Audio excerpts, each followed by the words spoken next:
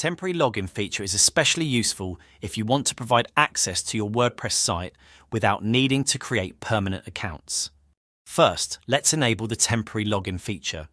Head over to the Overview section in WP Ghost and switch on the temporary login option. This will allow you to create and manage temporary login accounts on your site. Next, go to Temporary Login Settings. Here, you can set the default options for any new temporary account. Choose the user role, decide on the default page they should be redirected to after logging in, and set the expiration time, which is how long the account should remain active after the first login. Once you've selected these settings, click Save to apply them as the default for all new temporary accounts. Now, let's create a temporary login account. Start by adding a unique email address that isn't already registered on the site.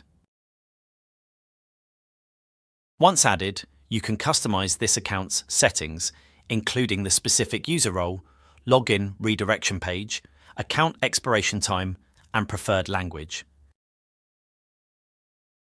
After finalizing these settings, WP Ghost will generate a unique login URL. You can then copy this URL and share it with the user.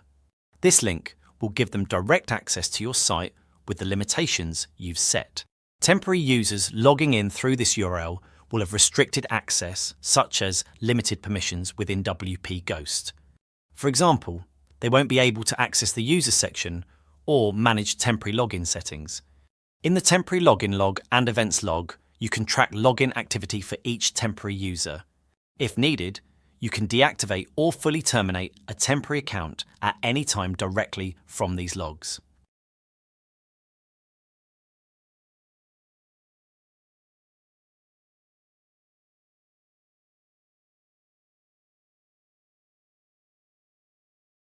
And that's it! With WP Ghost's temporary login feature, you can quickly create and manage limited access accounts.